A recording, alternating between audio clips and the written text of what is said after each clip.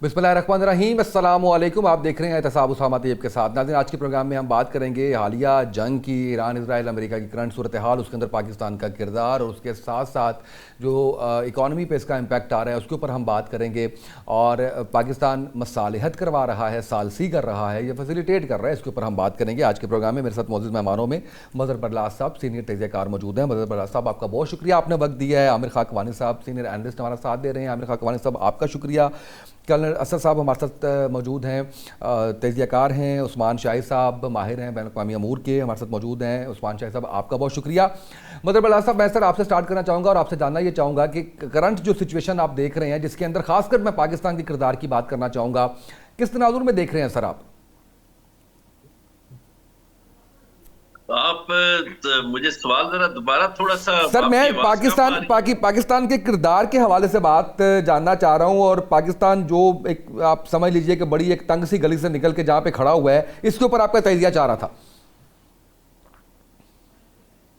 बहुत शुक्रिया उस्मा साहब। गुजारिश ये है कि पाकिस्तान, मेरा ख्याल है पाकिस्तान भी फंसा हुआ है, और पाकिस्तान इसलिए फंसा हुआ है कि एक तरफ आपने देखा नहीं कि पाकिस्तानी हुक्मरान जो हैं वो सोच समझ के कोई 2-3 दिन बाद ईरानी रहबर की ताज़ियत करते हैं, और उसी सांस में वो कहते हैं कि जो हमले यूएई पे हुए, सऊदी अरब पे, कतर, कुवैत पे, उसकी हम मजम्मत करते हैं। तो एक ही सांस में दोनों को राजी रखने की कोशिश करते हैं। अब आप ये देखिए कि ईरान का मौक़िफ़ भी बड़ा वाज़ेह है। अगर खाना काबा में जो रखे हुए बुत थे, उन बुतों को हटाना कोई खाना काबा पर हमला नहीं था, तो अमरीकी अड्डे जो हैं अरब मुल्कों में, उनके खिलाफ बात करना भी कोई, मेरा ख्याल है, इस्लामी मुल्कों पर हमला नहीं है। आप उसामा साहब अपने घर का एक कमरा किसी बदमाश को दे दें और मेरे घर पर वो फायरिंग करे, और जब मैं जवाबी फायरिंग करूं तो आप कहें जी मेरे घर पे हमला हुआ है, तो भाई आपने एक बदमाश को कमरा क्यों दिया हुआ है? सही। इस सिलसिले में चीनी सदर जो है, प्रेसिडेंट शी जो है, वो बड़ी अच्छी बात करते हैं। वो कहते हैं जी अरब मुल्कों को अमरीकी अड्डे खत्म कर देने चाहिए, अमरीका को वहां से भगा दे, और चीन उसमें फिर अपना किरदार अदा करने के लिए तैयार है। अब पाकिस्तान जो है वो एक तरफ तो आपको पता है इतने बड़े जालिम आदमी के लिए, और जो अब ज़हनी तौर पर भी मुझे लगता है माजूर है, उसके लिए आप नोबेल इनाम की बातें करते हैं। और एक दफा नहीं, कई मर्तबा आपने बातें की कि इसको नोबेल इनाम के लिए नामजद किया जाए।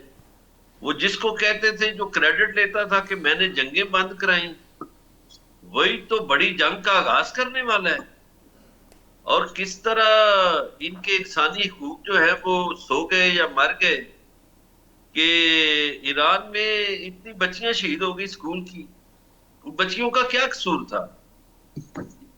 और अब अपनी खिफ्त मिटाने के लिए जो शिकस्त है उसको कवर करने के लिए तरीके ढूंढे जा रहे हैं, और उसमें पाकिस्तान का किरदार ढूंढा जा रहा है। पाकिस्तान कभी तो बड़ा खुशी का इजहार करता है, और कभी फिर जब ईरान वाले कुछ बातें और करते हैं। सख्त शराइत है ना ईरान की भी जी। देखिए, ये अब बदमाशी नहीं चलेगी। अब जो अगला दौर आ रहा है ना, उसमें आपने अफगानिस्तान के सासे जब्त कर रखे हैं, आपने ईरान के सासे जब्त कर रखे हैं। 45 साल से ज्यादा अरसा हो गया है, आपने उन पर पाबंदियां लगा रखी हैं। और दुनिया में जितने समंदर हैं, हर मुल्क टैक्स लेता है। तो ईरान तो ऐसे ही जाने दे रहा था ना पहले, तो ईरान से आपने पंगा लिया है। अभी तो ईरान के पास और भी हथियार है जो वो यमन के हौसियों का हथियार इस्तेमाल करेगा, और बाबे मंदब जो है उसको वहां से जब ब्लॉक किया जाएगा काम, तो फिर दुनिया की और चीखें निकलेंगी। अब दुनिया जो है वो ईरान की तरफ है। बिल्कुल सही।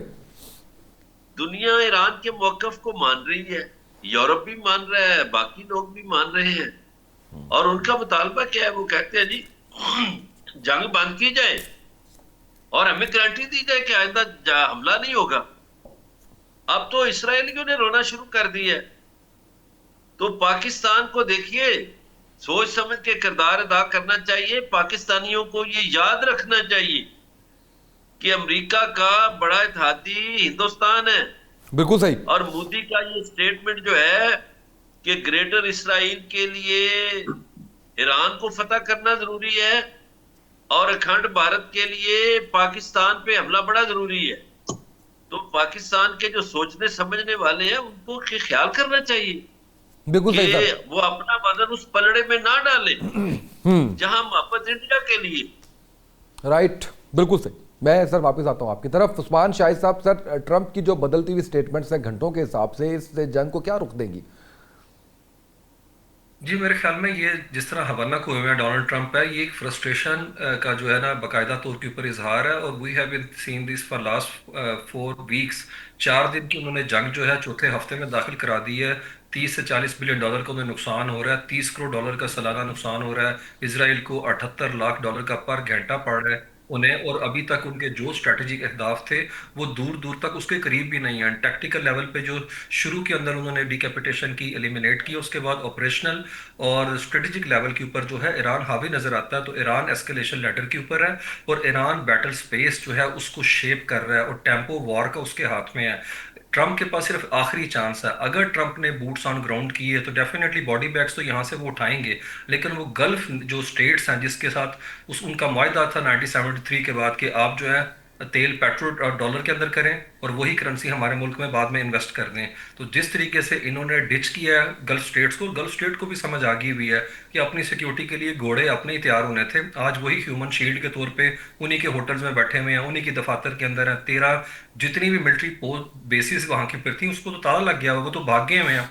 इवन हालत ये है कि ईरान जिसके ऊपर सैंक्शन लगी थी 47 साल में, आज उसने पूरी दुनिया पे सैंक्शन लगाई हुई है, माशी पाबंदियां उसने लगा दी हुई हैं।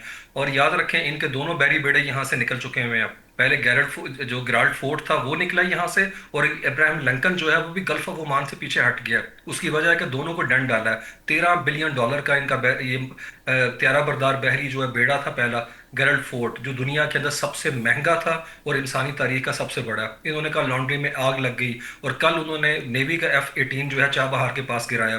तो इरानियन असर्ट कर रहे हैं। इरानियंस ने जो स्ट्रेटेजी बनाई हुई थी है वो प्रॉपर तौर के ऊपर नजर आ रही है, एग्जीक्यूट होती हुई। और जिस तरह हॉरिजेंटली उन्होंने जंग को फैलाया और ग्लोबल मार्केट्स को उन्होंने चोक कर दिया।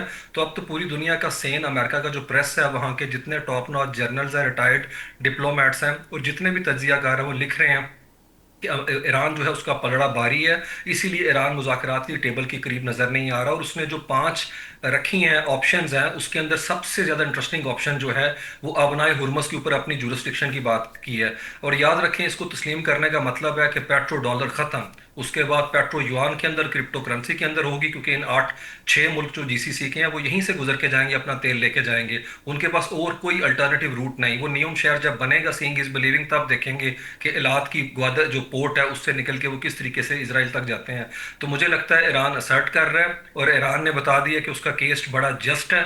और अमेरिका के अंदर जिस तरीके की अभी की सूरत हाल बनी हुई है कि वो JD वैंस को आगे लेके आ रहे हैं, ये वो JD वैंस हैं जो जंग के इंतहाई खिलाफ थे शुरू से। और जिस तरह ईरान ने कहा कि ये दोनों जो उनके टाउट है इसराइल के ज़ायनिस्ट हैं, जैरेड कुशनर और ये स्टीव विटकॉफ, इसको पीछे करें। तो बाकी जो पाकिस्तान के हवाले से मजहर बल्ला साहब ने बात की, डेलिकेट बैलेंस हमेशा पाकिस्तान ने मेंटेन रखने की कोशिश की है, जो इतना आसान नहीं है लेकिन एक अच्छी बात है कि हमने डिप्लोमेटिक चैनल अपने इंगेज किए, डिप्लोमेटिक लेवल के ऊपर भी हम उनसे राब्ते में हैं। उसके अलावा दूसरा मिलिट्री के लेवल के ऊपर भी और इंटेलिजेंस के हवाले से भी है। हम एक्टिव वॉर का हिस्सा नहीं बने, और मैं उम्मीद करता हूं कि अपना क्या कहते हैं सैनिटी प्रिवेल करेगी। डोनाल्ड ट्रंप के एंड के ऊपर तो नहीं, लेकिन शायद सेनेट के पास हाई टाइम है कि इस वॉर को रोक सकते हैं। अदरवाइज ये अगर ये रूबिकॉन क्रॉस हो गया तो उसके बाद गल्फ स्टेट का जो हशर होगा वो दहाइयों तक दुनिया देखेगी। क्योंकि याद रखें, बैटल ग्राउंड को अब इन्होंने रिफाइनरी बैटल जो है रिफाइनरी वॉर बना दिया हुआ है। जिस तरीके से वो हिट कर रहे हैं तनसीबात को है, और माशी लाइफ लाइन है। और जाहिर बात, अगर आप हार्क रीजन के अंदर पाँव रखते हैं, आपको एक्सपोज करना पड़ेगा अपनी आर्मी को ज़मीन के ऊपर, और यही इरानियन चाहते हैं। अगर 2240 किलोमीटर की कोस्ट लाइन जो ईरान को फेवर करती है पर्शियन गल्फ में, आपने अपने ट्रूप्स वहां पे उतार दिए, तो आपको बॉडी बैग्स हर सूरत में यहाँ से कलेक्ट करना पड़ेंगे। याद रखें, इराक में जंग करने के लिए उन्हें 1,60,000 फौजी लेके आए थे, और वो क्वार्टर बनता है इनके नक्शे का, अगर इनकी जोग्राफी का। तो अगर उस कॉन्टेक्स्ट में 8,000 मरीन आपने डिस्पैच की हैं, 3,000 ठीक है, जो मर्जी एयरबॉर्न 82 के आपने भेज रहे हैं, लेकिन वो नहीं लड़ सकते। यहाँ पे ट्रेन टोपोग्राफी जो है मुख्तलिफ है। अफगानिस्तान के अंदर आपने इनका हशर देख लिया। तो मेरे ख्याल में कालिबाफ ने बहुत शानदार बात की है, स्पीकर ने, कि जो जर्नैल्स ने जंग हार दी है वो अमरीकी फौजी यहाँ पे फिक्स नहीं कर सकते हैं। और दूसरी तरफ गल्फ के हवाले से मैं ये बात करूंगा कि गल्फ के जी। अंदर भी मुझे लगता है कि किसी हद तक एक इंट्रोस्पेक्शन का मूवमेंट है, कि अमेरिका इस दिन के लिए हमने किया था कि आज ये हमारे पीछे छुप रहे हैं, और अगर हमने ही लड़ना था, जिस तरीके से लिंडसे ग्राहम कहता है कि आपकी वॉर है, तो फिर अपना क्या कहते हैं, हमने बिलियंस ऑफ डॉलर की जो इन्वेस्टमेंट की इस जंग के अंदर, एक बड़ी नाकामी हिस्से में आई है एमबीएस की। इसने अफिनिटी सही। पार्टनर ग्रुप्स के साथ बिलियंस ऑफ डॉलर के मुआहदे किए, जेरेड कुशनर के साथ डोनाल्ड ट्रंप के बेटों को पैसिफाई करने की कोशिश की, ट्रंप टावर बनाए, क्या कुछ नहीं किया, इवन कतर ने जहाज तक दे दिया। लेकिन जायनिस्ट के साथ ही इवेंजेलिकल क्रिश्चियन खड़ा होता है, और वो देख लें आज है, वो उनको बचा रहे हैं। और ये 5 दिन का जो टाइम दिया था, ये खुद को दिया उन्होंने। उनके गोला बारूद खत्म हुआ हुआ है। RUSI जो थिंक टैंक है यूके का, वो बता रहे हैं इनके टोमाहॉक्स खत्म हो चुके हैं। और जो सबसे बड़ी वहां की ऊपर कंपनी है यूरोप की है, दफाई, वो कह रहे हैं कि अगर एक महीना जंग और गई तो हमारे पास भी स्टॉक खत्म हो जाएगा जो उन्होंने यहाँ पे रखा हुआ था, मिडिल ईस्ट में भी खत्म हो जाएगा। और सारे के सारे डोनाल्ड ट्रंप ने कंज्यूम कर दिए जितने इत्तेहादी थे। जापान के ऊपर से थॉड हटा, सॉरी, जनूबी कोरिया से थॉड हटा लिया, यहाँ से फ्लोटेला हटा लिया इन्होंने जापान की तरफ से। गल्फ स्टेट्स के साथ जो किया वो दुनिया देख रही है। और जो रशिया के तनाजुर के अंदर हमने देखा, नेटो के साथ जो उन्होंने किया, या यूरोप के साथ, वो भी मेरे ख्याल में सामने है। इंडिया के साथ जो मामला थे वो भी है। तो आज रशिया और चाइना ने जो शेडो राइट। वॉर छेड़ रखी है, मुझे लगता है रशिया स्कोर सेटल कर रहा है, जो 79 के अंदर पोलर बियर के साथ इन्होंने अफगानिस्तान में किया था। और चाइना बेडी थ्री सैटेलाइट कॉन्सिलेशन और लोअर ऑर्बिट के साथ बता रहा है कि हम साइलेंट यहाँ के ऊपर स्पेक्टेटर नहीं है। और ईरान जो है वो असर्ट करता नजर आ रहा है, जैसे मैंने कहा। तो मुझे लगता है आने वाले दिनों के अंदर डोनाल्ड ट्रंप के पास ऑप्शंस खत्म होती जा रही हैं। और अगर उन्होंने ट्रॉफी लेने की कोशिश की, जाहिर बात है वो आसानी से तो पुल आउट नहीं करेंगे यहाँ के ऊपर है। और वॉर थर्ड स्टेज के अंदर चली जाएगी, और वो स्टेज रॉबर्ट पेप कहते हैं दुनिया के लिए इंतहाई हॉरेंडस हो सकती है, क्योंकि बिल्कुल ठीक। न्यूक्स की तरफ बात जा सकती है। जी। मैं वापस आता हूँ आपकी तरफ। मुझे खाकवानी साहब आपसे ये जानना है कि बताइएगा कि जो जिस रोल के अंदर पाकिस्तान इस वक्त है दोनों मुल्कों के माबैन, जिसके ऊपर वज़ीर आज़म साहब भी ये कह चुके हैं कि बहुत ही हम जो है वो दो महाजों पर हम बड़ा अहम किरदार अदा कर रहे हैं, इसका इम्पैक्ट क्या आते हुए देख रहे हैं आप आने वाले दिनों में पाकिस्तान पे? देखिए, असल बात यह है कि पाकिस्तान जो कोशिश कर रहा है, वो कोशिश अगर कामयाब हो जाती है, फिर तो ज़ाहिर एक बड़ा ब्रेक थ्रू होगा। अगर ये वार रुक जाती है, चीज़ें यहीं पर ही ख़त्म हो जाती हैं, कोई बीच में फेस सेविंग ईरान को भी मिल जाती है और अमेरिका को भी मिल जाती है, यानी कोई ना कोई ज़ाहिर फेस सेविंग पे कुछ ना कोई ख़त्म होगा ना, कुछ ना कुछ तो ख़त्म होगा। तो अगर वो हो जाता है मामला यहीं पर, फिर तो ज़ाहिर है बहुत बड़ी कामयाबी है पाकिस्तान की। अगर खुदा न खास्ता नहीं होती है, उसके बाद एक बड़ी जंग की तरफ जाता है, क्योंकि अब अगर अगला मरला होगा, तो अब यहाँ बात की गई, ये जो थर्ड स्टेज होगी ये बहुत शदीद हो सकती है। अगर पावर स्टेशन को और ऑयल रिफाइनरीज को अगर निशाना बनाया गया, और उससे भी बढ़ के खौफनाक बात यह है कि जो पानी के जो वो अगर उसको अगर वाटर प्लांट से जो लगे हुए हैं, वो अगर ईरान पे हुए और फिर ईरान ने जवाबी तौर पे किया, तो बहुत बड़ा मिडिल ईस्ट क्राइसिस होगा।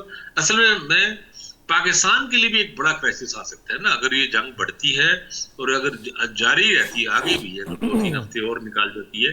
अब देखें ना, ऑयल प्राइसेस कहाँ चली जाएंगी, पाकिस्तान के लिए बहुत सारे और कॉम्प्लिकेशन और मसाइल हो जाएंगे, हमारी इकॉनमी का इशूज, रेमिटेंसीज के भी इशूज आना शुरू हो जाएंगे। अब जाहिर है, तो हमारी तो कोशिश यही है, और दुरुस्त कोशिश है। अभी तक देखिए, ये बात माननी चाहिए, पाकिस्तानी कार्ड्स अपने अच्छे खेले हैं और समझदारी के साथ खेले हैं। मतलब ईरान अगर बल्कि आज मैंने कहीं पढ़ा कि उन्होंने अपने किसी, मैं कंफर्म नहीं कर सका, लेकिन मैंने कहीं देखी खबर के भी उन्होंने किसी मिसाइल में पाकिस्तान जिंदाबाद का भी नारा शारा लगा के लिखे, इस तरह के भी मामले ईरान की तरफ से बहरहाल बहुत अप्रिसिएशन पाकिस्तान के रोल की हुई है अभी तक। उनके फॉरेन मिनिस्टर ने भी, उनके प्रेसिडेंट ने भी, और मुर्तजा खामनाई की जो स्टेटमेंट है ये, वो भी पाकिस्तान के हक में, तो पाकिस्तान के रोल को ईरानी अप्रिशिएट तो कर रहे हैं। और अभी तक बड़ा सऊदियों के साथ ही पाकिस्तान एंगेजमेंट है, अमेरिकन के साथ भी है, और गल्फ स्टेट बाकी तमाम के साथ भी, लेकिन बहुत मुश्किल, बहुत नाजुक है, बिल्कुल जिससे कहते हैं ना तने और रस्से पे चलने वाला काम ही है। लेकिन हम और क्या कर सकते हैं, हम यही कोशिश कर सकते हैं ना कि अमन कायम करने की कोशिश की जाए और किस तरह बचाया जाए ईरान को। ये मैं बता दूं, आप भी धैर्य जानते ही हैं कि पाकिस्तान की पूरी कोशिश है और सीरियस कोशिश है और सिंसियर कोशिश है कि ईरान बच जाए, ईरान सर्वाइव कर जाए।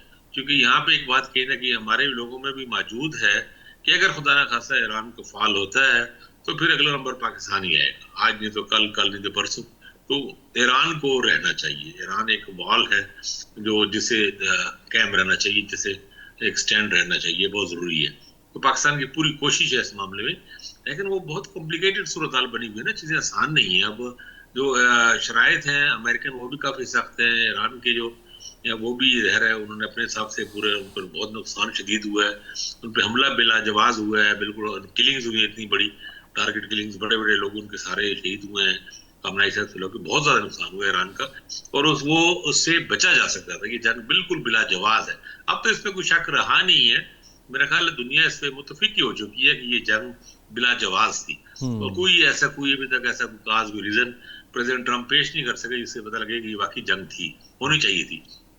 तो ईरान के साथ ज्यादती हुई, ईरान अपनी कंपोजिशन का मुतालबा करता है, तो वो भी बिल्कुल ठीक है, सारे बातें ठीक है। लेकिन सवाल ये है कि बात मानी जाए दोनों तरफ से, कहीं ना कहीं भी किसी जगह पे। अभी फिलहाल बात ये है कि चंद दिन के लिए जो बढ़ा है, उसको 5 दिन की जगह 10 दिन लेके गए हैं सीज फायर को, तो ये भी एक मतलब होप है, उम्मीद है। अब पता नहीं ये एक बड़ी जंग बढ़े, क्योंकि साथ साथ दूसरी एक्टिविटी भी चल रही है, ट्रूप्स की मूवमेंट भी चल रही है, उस तरह चल रही है। ये भी खतरा साथ है कि अगर कोई बड़ा जमीनी अटैक ना हो जाए उधर से। सऊदी अरब से आज आप जानते ही, आज वो डेवलपमेंट हुई है कि यूक्रेन के साथ उनकी एग्रीमेंट हो गया है, और ड्रोन को इंटरसेप्ट करने के लिए उनके साथ जो यूक्रेन का जो एक्सपीरियंस है रशिया वार में, उसको इस्तेमाल करने की कोशिश में खाली इन चंद दिनों में इनके पास आ जाएंगी वो चीजें, इक्विपमेंट वगैरह। तो बहरहाल वो भी अपनी जगह चीजें चल रही हैं। बहुत ही कॉम्प्लिकेटेड, बहुत ही पेचीदा सूरत हाल है, और हम तो दुआ ही कर सकते हैं कि अल्लाह ताला बेहतरी करे, वार रुक जाए और पाकिस्तान के लिए भी चीजें बेहतर हो, ईरान के लिए ज़ाहिर है ऑब्वियसली बेहतर हो, और पूरे रीजन के लिए बेहतर हो। अगर क्योंकि असरात तो होंगे बहुत ज्यादा बाद में भी, अगर अब भी जंग रुक जाए तब भी इसने बहुत सी चीजें तो सिखाई है, बिल्कुल सही है, चेंज की है, में सूरत हाल भी चेंज हो जाएगा। बिल्कुल ठीक है। मदर बरलास साहब, ये बताइएगा कि जो इकॉनमी पे इस जंग का इम्पैक्ट आ रहा है, मैं सिर्फ पाकिस्तान की अगर बात करूं तो हर दूसरे दिन हम सुनते हैं, हमारे वज़ीर आज़म साहब इस बात का क्रेडिट लेते हैं कि हमने पेट्रोल की कीमतें नहीं बढ़ाई, और कितनी देर तक नहीं बढ़ाएंगे, 5-6 दिन के बाद एक नया स्पेल आएगा, उसमें शायद कीमतें बढ़ जाएं। तो इस हवाले से ज़रूर बताइएगा, क्या देख रहे हैं आप? जंग बंदी होती है तो क्या फौरी तौर पर मामला ठीक हो जाएंगे, और अगर खुदा न खासा ये सिलसिला आगे चलता है तो इसका क्या इम्पैक्ट आने वाला है? पहले तो मुझे ये वजीर आजम की बातों की समझ नहीं आती। इन्होंने तो कीमत बढ़ाई पुराने स्टॉक पे। जब इनका वजीर पेट्रोलियम कह रहा था 28 दिन का स्टॉक है हमारे पास, तो उस पे इन्होंने कीमत बढ़ा दी। ये तो दिहाड़ियां लगाने बैठे हुए हैं, और दिहाड़ियां लग रही हैं। जहां तक इनको ख्याल है ना, कोई किफायत शहरी का, लोगों को बड़ा दर्श देते हैं किफायत शहरी का। भाई वो कराची में आपने देखा नहीं कितनी किफायत शहरी हुई? मैं मुख्तलिफ शहरों में देखता हूँ प्रोटोकॉल की गाड़ियां उसी तरह घूम रही हैं, और इनको ये पता नहीं, ये अभी ये उड़ जाएंगे। मैं इसलिए कह रहा हूं उड़ जाएंगे कि भाई वो महाना 9 जहाज हमारे आते थे LNG के, ये कतर से, वो नहीं आएंगे। आपके मुल्क में गैस नहीं होगी, आपके मुल्क में फर्नेस ऑयल नहीं होगा, आपको लोड शेडिंग के लिए भी तैयार हो जाए। और इंडिया तो बड़ा बड़ा खुशकिस्मत है जी। इंडिया, अमेरिका हमेशा उसका ख्याल रखता है, और अब भी वो रूस से तेल ले रहे हैं, हम नहीं ले सकते। हमारा तो ऑयल बंद हो गया ना, हम कहां से ऑयल ले? हमारे हुक्मरान तो पता नहीं किसके डर से रूस से भी तेल नहीं लेते, ईरान से भी नहीं लेते। वो कहां से इन्होंने तेल लेना है? ये चिराग बुझने वाले हैं। ये हमारी हालत ऐसी है। देखिए इंडिया जो है ना, मैं फिर से कह रहा हूं, अमेरिका की सारी मोहब्बतें इंडिया के लिए हैं। इंडिया अब टेक्सास में लगा रहा है, रिफाइनरी लगा रहा है, इतनी बड़ी रिफाइनरी लगा रहा है। वो तो अमेरिका का पार्टनर है। हम्म। हम ऐसे खामखा तारीफें करते रहते हैं, नोबेल इनाम दे दो, फलां दे दो। हमें कुछ क्या मिला है इस दौरान? अमेरिका ने हमारा ख्याल किधर रखा है? उल्टा ये देखिए, ये जो अरब ममालिक हैं, इनकी भी समझ नहीं आती। इसराइल की मजम्मत नहीं करते। ईरान को बेशक बुरा भला कहें आप, ईरान मिसाइल मार रहा है, ईरान फलां कर रहा है, ओ भाई इसराइल को अभी ये सीज फायर की बात की है खाकवानी साहब ने, खाक सीज फायर हुआ है भाई, वो इसराइल तो हमले कर रहा है, तो जंग तो जारी है। वो जो खंजर है मशरिक वस्ता में, जो इस्लाम के कल्ब में एक खंजर नुमा मुल्क है, जब तक उसको नकेल नहीं डाली जाएगी, ये बेचैनी रहेगी, ये जंगे रहेंगी। अगरचे इजरायली आर्मी चीफ ने अपनी मीटिंग में कहा है कि भाई हमें और फोर्सेस चाहिए, वसाइल चाहिए, जबकि दूसरी तरफ ईरान में तो देखिए मुख्तलिफ सेंटर्स में लोग आ गए हैं, नौजवान, वो कहते हैं हम रजाकाराना भर्ती करो, हमें लड़ने के लिए तैयार है। ये कौमों में भी फर्क है। आप देखिए जो ईरान है वो 6000 साल पुरानी तारीख है उनकी, एक एक किला नुमा मुल्क है, उसको तो फतह करना मुश्किल काम है। और ये जो इसराइली है वो कहते हैं जी 10 सेकंड में जब सायरन बजे तो बंकर्स में चले जाए। वो जिंदगी, वो ज़हनी तौर पर मफलूज हो गए हैं, बंकर्स में रह रहकर उनके शहरी तंग आ गए हैं। तो अरबों को अभी भी होश के नाखन लेने चाहिए। ये नहीं कि कतर वालों ने अपने जी 147 घोड़े जो हैं वो बेल्जियम शिफ्ट कर दिए। ये क्या मजाक है? आपने घोड़े शिफ्ट कर दिए, अपनी पॉलिसियां बदले। आप डाकुओं को रास्ता देते हैं, आपने बदमाश बिठा रखे हैं, और आप इसराइल की मजम्मत की हिम्मत नहीं रखते। सही, बिल्कुल सही, बिल्कुल ठीक है सर। उस्मान शाह साहब ये बताइएगा कि मुज़ाकरात तो ज़ाहिर है कि शराइत पे होंगे, जो शराइत पेश की गई हैं ईरान की जानिब से, जो शराइत पेश की गई हैं अमेरिका की जानिब से। मैं एक कंपैरिजन आपसे चाह रहा था कि किसकी लॉजिकल आपको गुफ्तगू या आपको शराइत लग रही हैं कि ये मानी जानी चाहिए दोनों तरफ से?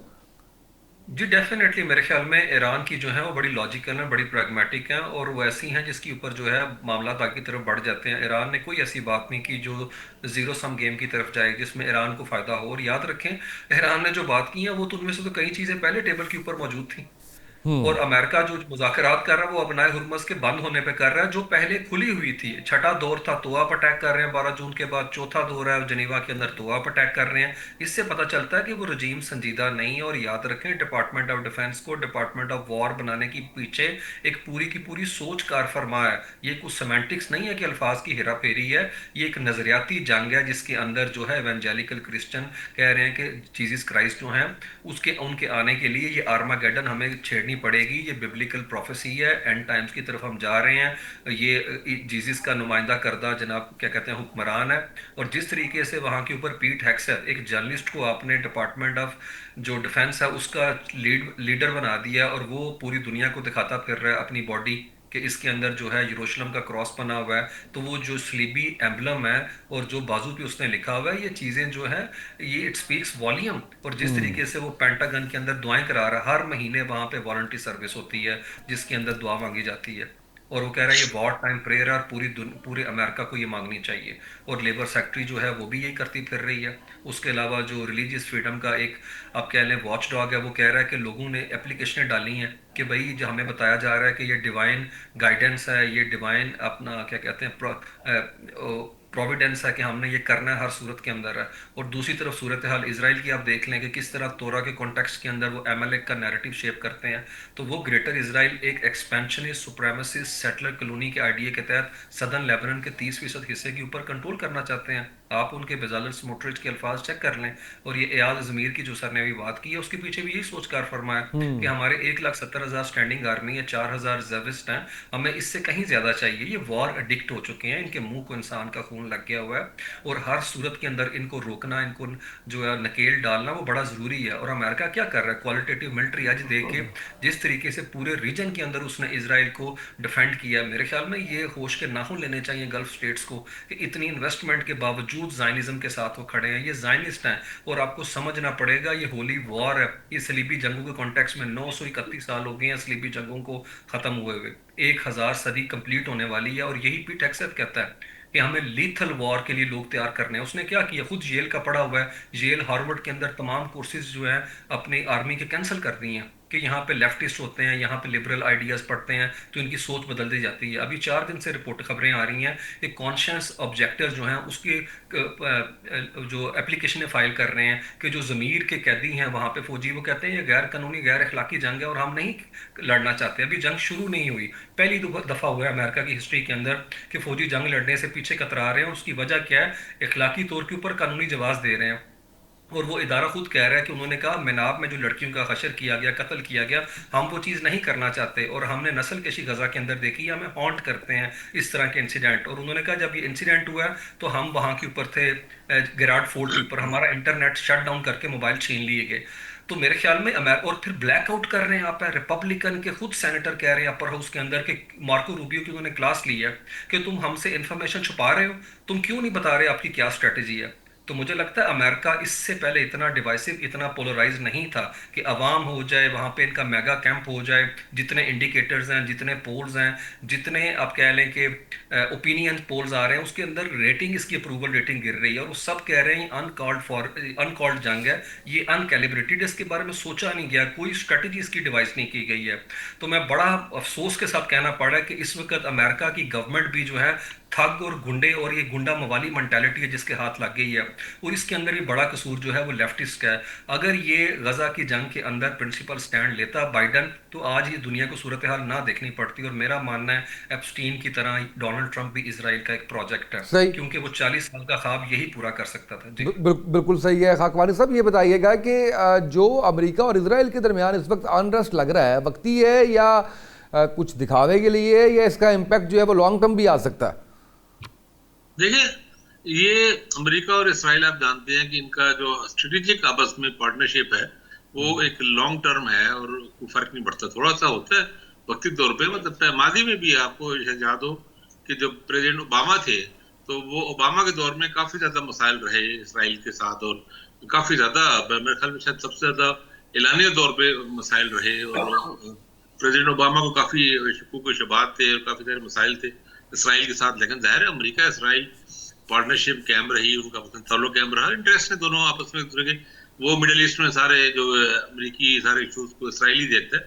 तो ये अनरेस्ट अभी ऐसा नहीं, ये पता है कि इधर अमेरिकन भी अपने प्रेशर हैं, जो खलीजी खास हमारी गल्फ स्टेट्स हैं, ये जो अरब मालिक है, इनका प्रेशर अमेरिका पे ही है।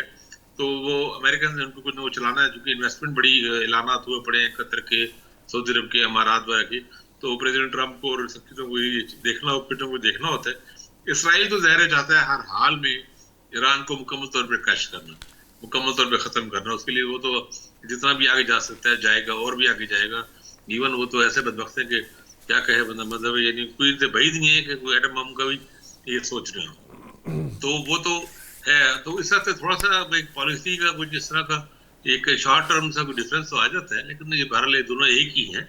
और प्रेसिडेंट ट्रंप जो है वो अपने जो भी पॉलिसी बनाएंगे उसमें बहरहाल इसराइल का इंटरेस्ट और सब चीज़ें सामने ही रखेंगे। ये मैं समझता हूँ कि ये खुशफहमी किसी को नहीं होनी चाहिए, हम लोगों को मतलब बिल्कुल नहीं होनी चाहिए कि अमेरिका और इसराइल में कैसा इख्तिलाफ है, अलग अलग जाएंगे, जो भी जाएंगे इकट्ठे जाएंगे। और बेसिकली बहरहाल ईरान के और मुस्लिम वर्ल्ड के खिलाफ ही होंगे। मिडिल ईस्ट में जो भी एजेंडा है वो अमेरिकन और इसराइल का इकट्ठा मुश्तरका एजेंडा है, और ज़ाहिर है वो मुसलमानों के और अरब मुल्कों के खिलाफ ही है अल्टीमेटली। बिल्कुल सही है। मदर साहब ये बताइएगा कि आप ये जो एक वर्ल्ड ऑर्डर में तब्दीली देख रहे हैं, इसके अंदर अमेरिका को कहाँ रेट कर रहे हैं कि उसकी पोजीशन कमजोर होती नजर आ रही है? सामा जी, अमेरिका में 28 तारीख को बहुत बड़ा मुजाहरे होने लगे हैं और मैं देख रहा हूं अमेरिका में सिविल वार होने वाली है। अमेरिका में वो कुछ नहीं है जो अभी मीडिया दिखा रहा है। वहां तो साफियों पर भी अब वो कहता है जी जो मेरे खिलाफ बातें करेगा या जो हकीकत दिखाएगा उस पर मुकदमे कायम करो। मैं यूनाइटेड अमेरिका का इसको आखिरी सदर देख रहा हूं, ट्रंप को, और यूनाइटेड इंडिया का मोदी को आखिरी वजीर आजम देख रहा हूं। यहां हालात बहुत खराब होने वाले हैं। अमेरिका में वो हालात नहीं है जो थे, और अमेरिका में सिविल वार होने वाली है। जो पावर है वो शिफ्ट हो जाएगी एशिया की तरफ। अब देखें ना, अभी ये पेट्रो डॉलर की बात हुई, 70% डॉलर अमेरिका से बाहर होता है और 30% विद इन द अमेरिका। सही। अब वो जो 70% है वो तो इश्कोले खा रहा है, और रशियन प्रेसिडेंट ने सोने की पाबंदी लगा दी है। रशिया जो है सोना पैदा करने वाला दूसरा बड़ा मुल्क है, और उसने पाबंदी लगा दी है कि सोना बाहर नहीं जाएगा। तो इनका क्या बनेगा? अमेरिका जो है उसकी देखिए जो बदमाशी थी वो खत्म हो जाएगी ना। वो जापान से हर साल 10 अरब डॉलर लेता है, और ये जो सारे अरब हैं हमारे ये चोले पहने हुए, इन सब से अरबों डॉलर लेता है। और फिर वो जो पेट्रो डॉलर का मुआहदा है जो सऊदी अरब वालों ने किया था वो गले पड़ा हुआ है। आज तक जिसने पेट्रो डॉलर के खिलाफ बात की वो सद्दाम हुसैन थे या कजाफी थे, उनको इन्होंने मार दिया। अब अमेरिकन पॉलिसी देखे ना, पिछले 50 साल से 45 साल से मुस्लिम मुल्कों को उन्होंने बैटलफील्ड बनाया हुआ है, और इस बैटलफील्ड में मुसलमानों की जानें जाया होती हैं, मुसलमानों की इमारतें तबाह होती हैं, मुसलमानों के ममालिक जो है वो खंडर बनते जा रहे हैं। तो ये मुसलमान कब सोचेंगे?